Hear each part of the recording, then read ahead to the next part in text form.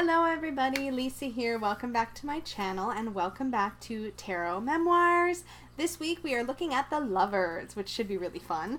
My nose is already itchy because I just filmed an unboxing and it was all witchy and it was amazing. But anyways, we are not here for that. We are here for Tarot Memoirs. So if you enjoy digging into the cards one by one, if you enjoy hearing my personal stories or my personal anecdotes for how I apply these cards to my daily life, then please stick around and we'll get right into it.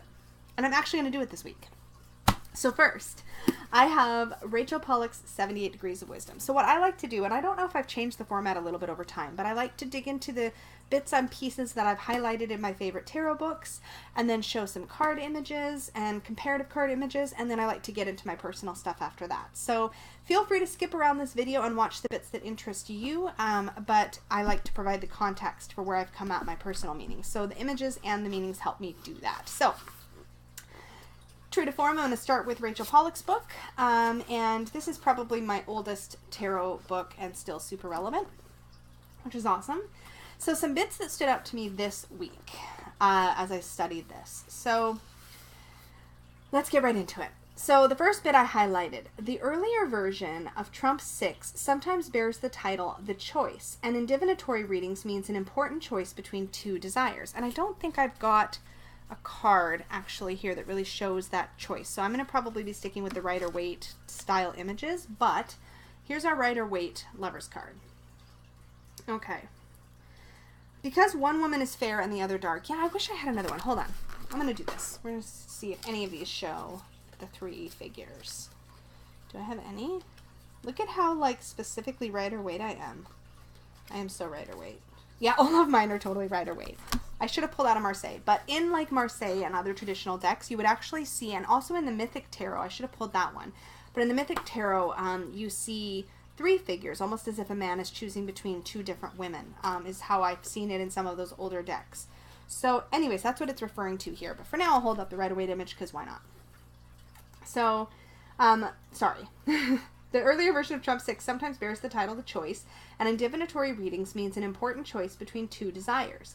Because one woman is fair and the other dark, a symbolism traditional in Europe where darkness always indicates evil, and women in general indicate temptation, the choice was seen as between something respectable but perhaps dull, and something greatly desired but morally improper, which is a very interesting view that I have feelings about, but that's all right. That's how it was viewed, right? So that's how it was used in divinatory meanings.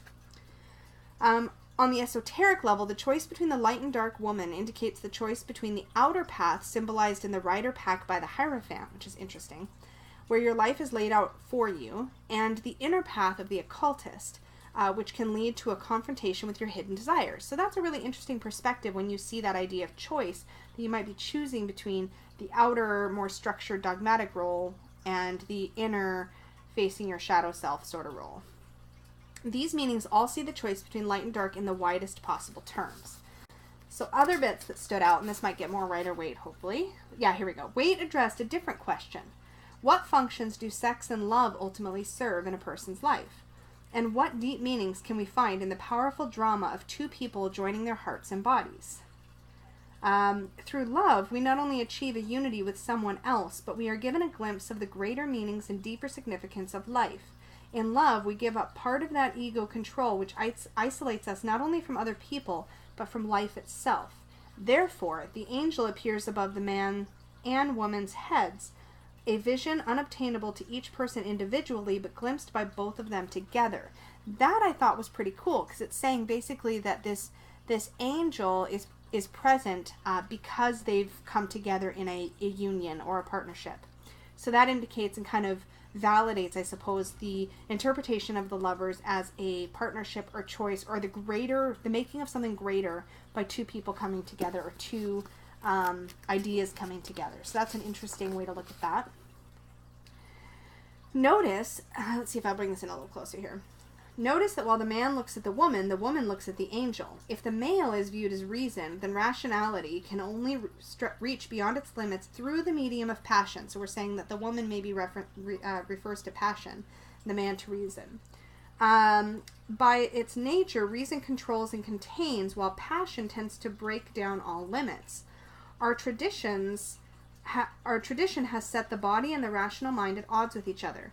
The tarot teaches us that we must unite them, i.e. a single mountain rises between the two lovers, and that it is not the controlling power of reason that raises the senses to a higher level, but rather the other way around, which is really interesting, right? So I like that. Okay, also, the divinatory meaning for the Waite-Smith image are straightforward. They refer to the importance of love in a person's life and to a specific lover, very often to marriage or a long relationship. The card implies that the particular relationship has been or will prove to be very valuable to the person, leading him or her to a new understanding of life, which again is I think that's the angel that we're talking about there with that new understanding of life. Okay, so reversed meanings show weakness and blocks. It is first of all a destructive love, particularly in a bad marriage. It can refer to romantic or sexual problems that dominate a person's life, either from difficulties with a specific person or because the person finds love simply a great problem. Because the Waite-Smith picture indicates a mature love and the traditional image shows the process of adolescent choice, either version reversed indicates romantic immaturity, the prolonged adolescence that keeps some people involved in childish fantasies long after their bodies have fully matured. And that was what I got from Rachel Pollack's, which is, I know, a lot, but she had a lot to say, and it was all really useful to me. So let's get into something a little bit more brief with Melissa Sanova's Kitchen Table Tarot. So our action phrase, which is what I'm calling this little bit here under the photo, right there, is I am focusing, which is interesting, right? So she says, and I'm going to hold this card up again, the important figures here are the man and woman, naked and beautiful and drawn to each other. The most important, the most important feature in this card is that the people are naked. They are vulnerable and exposed, and they have to trust that each means what they promise to the other. The word that comes to mind when I see this card is magnetic. Have you ever looked at someone and immediately felt your heart drop into your shoes? Have you ever felt so compelled to touch someone that you had to physically restrain yourself from doing so? Have you ever been unable to break eye contact but not sure why? You just grin and accept the fact that your life is going to change. That's this card. It doesn't even just have to be romantic, although that's most often the case. And she goes on. Reversed, she talks about, it's difficult to find happiness when you don't love yourself. And I love this take on the reversal or the shadow side of the lovers. Sounds cliched and silly, but it's true. Before you can truly love someone else in a healthy way, you have to love yourself first. You have to be the one that you're looking for. If you're broken and pull other broken people to you, you try to complete yourself with parts of them or vice versa. This doesn't work. If the lovers were separated, pieces of themselves would be torn away. They would be incomplete and wounded. The inverted lovers is honestly a bit creepy. Impulsive, destructive, damaging to oneself and to others. What happens when you love someone very much and they don't love you anymore? What happens when you adore your job and you get fired? That love curdles. It turns into something sticky and heavy, and it is so damaging. I thought this was really, really interesting because it talks about what happens when partnerships go sour, when love goes sour, when connection goes sour. But also it talks about the blockage when we don't love ourselves enough, and then we're drawing the wrong people to us. With confidence, when we're sure in our self-worth, we draw people to us that respect us and that lift us up and that honor us. But when we're low in our self-confidence, when we're not sure of ourselves, when we're not sure that we're lovable or worthy, we draw the wrong people to us, people that reinforce our lack of self-confidence, people that make us feel dependent. And this feels very true. So I really liked that perspective. I think that that's a valuable perspective to offer, and that Melissa really added something new to the conversation with that bit. I really appreciated that.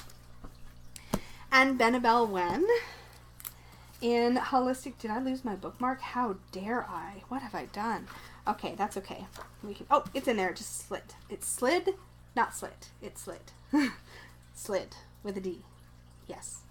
All right. So, a few bits in here that really stood out to me. I've got to hold my card up again. Many contemporary tarot, I'm going to hold it closer this time.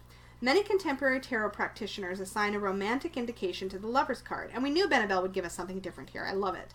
However, in every traditional interpretation of the Lovers, the card is about a moral choice, about choosing the right path. Yet if the seeker is talking about love, then the Lover's card can be a great omen, indicating the beginning of romance and simultaneously the beginning of temptation. The card represents partnership with one other person. In readings about love, the card indicates passion. And then she goes on. The philosophical component of the card centers around choice. There is duality or a decision to be made, and it is a choice between vice and virtue, an ethical quandary. Further on, she says, the male figure in the card is the mind and rationality. The female figure is the heart and emotion. And we saw a similar reference in Rachel Pollack's book. In a reading, the lovers hint at a choice that the seeker must make between the mind and the heart, a choice that may have ethical implications. And I love this part of her book when she compares. So she says, compare. 3 cards in the deck feature serpent imagery. Key 6, the lovers. Key 10, the Wheel of Fortune. And the 7 of Cups, it appears in one of the chalices. The serpents here call to mind the motion or the notion, under every flower a serpent coiled, of dangerous temptations and an unanticipated turn of events. It warns of how quickly bliss can become tragedy. I thought that was a really cool, sorry my nose is super itchy. I thought that was a really cool take with talking about the snake and the different cards in the tarot. Reversal. So Benabel says there may be interference with the seeker's affairs from a meddling third party. In a romantic relationship, the lover's reverse could suggest meddling from an in-law, relative, or someone who is jealous of the relationship. And she goes on to a lot more, but that was the take that I thought was really interesting, that meddling in potentially in the angel or in that we see above the lovers. And I apologize again if my camera freezes. Hopefully the information still comes through properly. So that is it for lovers in the descriptions in the books. Now let's get into cards, which is my favorite part, and hopefully the camera will behave for this section of the video because it's my favorite. I love showing the cards. Well, sort of tied for favorite with with my stories, but I really love digging out all the cards each week that I'm going to show. So as I've been showing, we have our classic Rider-Waite image. Next, I have pulled the Deviant Moon Lovers. I love the passion and the chemistry we see in this image. We also get that dichotomy of the dark and the light, sort of like the yin-yang here, which I really appreciate and has meaning for me personally, which I will get into. The Lovers in the Sun and Moon Tarot also has that element of appreciate. There's some really cool symbols in the Sun and Moon Tarot. If you get a chance to pick up this deck, one thing that you will find right away, at least that I found right away, is that the little white book, sorry, my camera's doing weird things.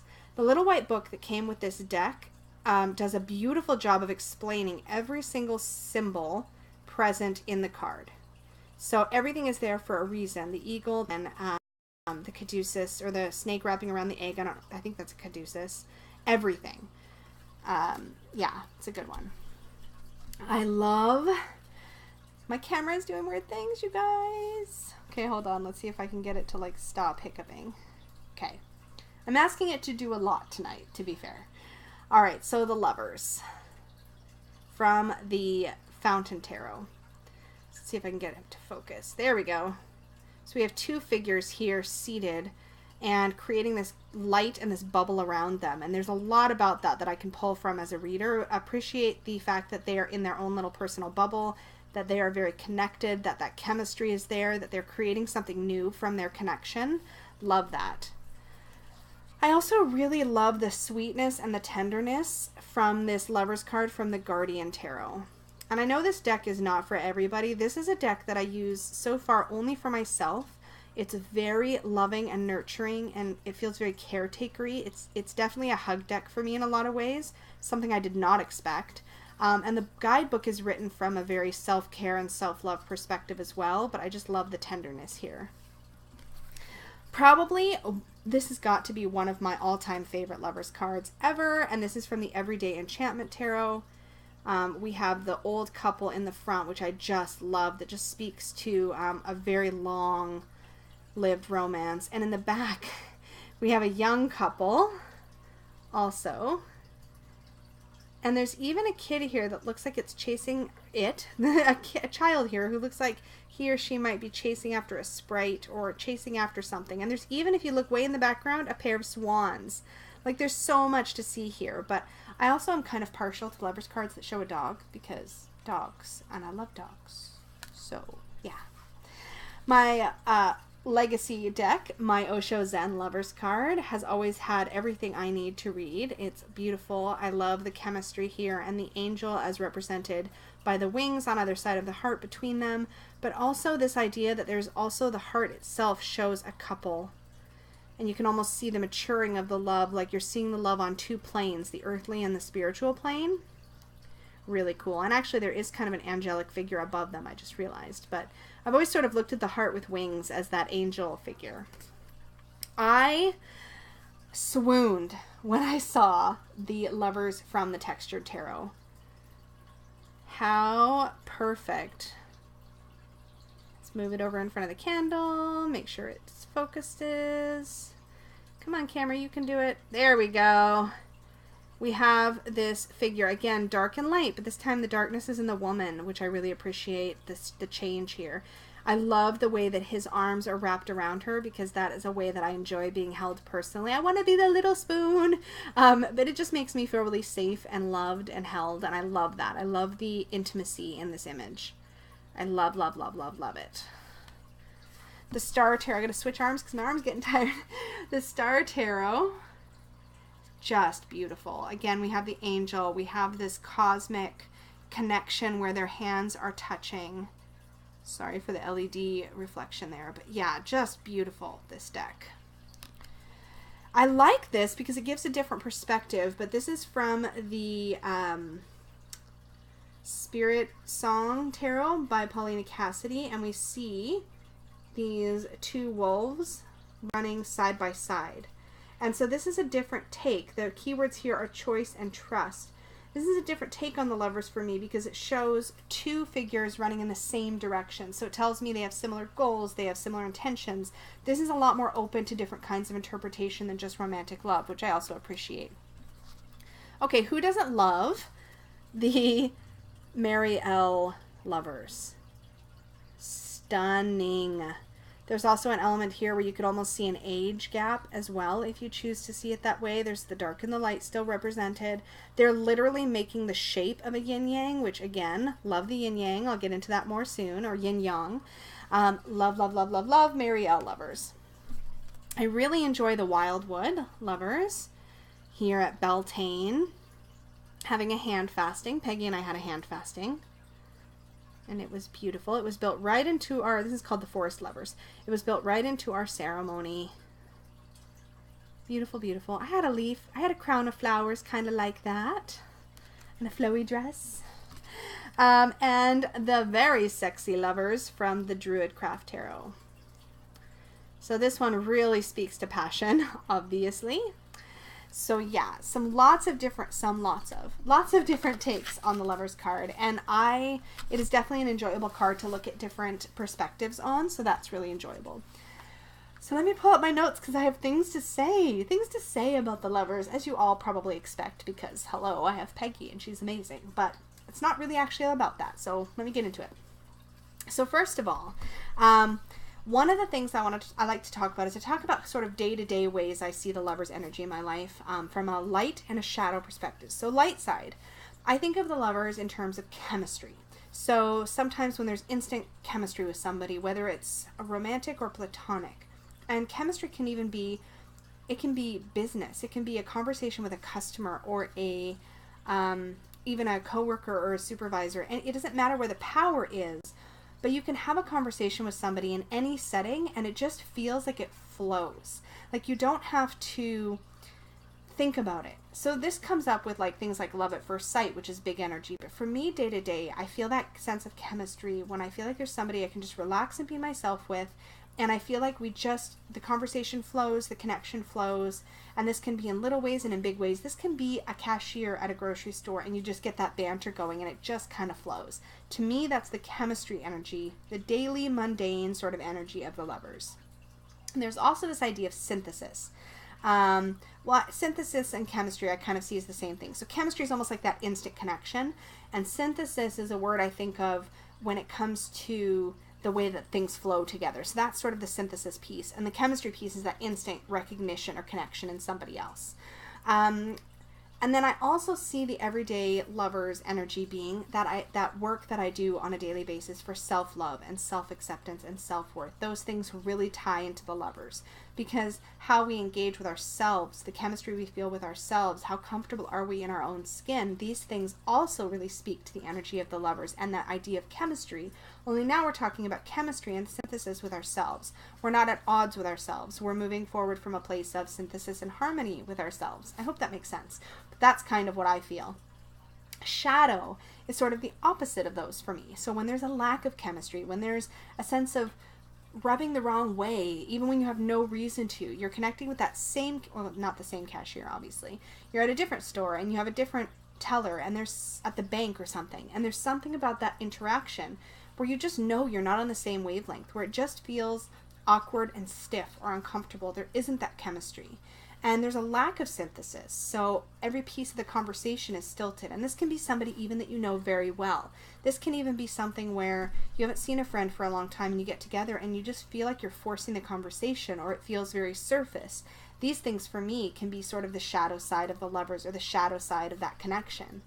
And then lack of self-trust shows up for me in the shadow side of the lovers. So when I'm in my light, when I'm in my place where I'm in self-love and I'm in harmony with myself and I'm comfortable in my own skin, I can comfortably say yes and comfortably say no when I mean yes and no, right? I can make those decisions without hesitation. But when I'm not trusting myself to make the right decision, when I suddenly step out of alignment with that self-confidence and self-trust, suddenly this is sort of where I see the shadow of the lovers creep in, where there's a lack of that faith in myself. So that can show up for me in a shadow way day to day. So the big things. So let's see. Oh, I almost got a cramp at my calf. No, don't start. Okay. So my big light with the lovers is obviously my connection with Peggy. This was an amazing connection for me on a number of levels. And I know I talked about our story in the Fool card, but I had never had anybody in my life that I connected with so instantly and so comfortably. Within, it felt like the first couple of hours that we were talking, I was like spilling my guts. Now, I mean, keep in mind, I'm a bit of a heart on my sleeve kind of person to begin with, and I'm definitely an open book, as you can tell if you're watching my YouTube videos.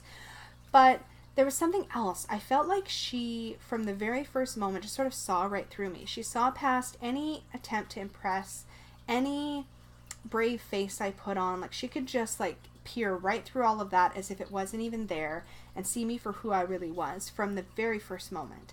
And so even though we hadn't met, there was a strong feeling, looking back, there was a strong feeling of that sort of love at first sight, that sort of instant chemistry and instant connection. And what made it feel really, really real was that when you meet somebody from a distance, when you meet somebody, oh, my camera just froze again. Come on, camera, sort your shoot out. I just almost swore on my camera again. I want my camera to figure it out. There we go. Okay. I have to peek at the preview window every now and then. The thing about chemistry is when you meet somebody, I was doing air quotes when it froze before. When you meet somebody online, there's always that fear of when I meet you in person, is it going to feel totally different? Is the chemistry that I thought I felt from a distance going to be there for real? And it was like we had met in person already. When we first met in person, there was just that very brief moment of like, oh, this is like in person.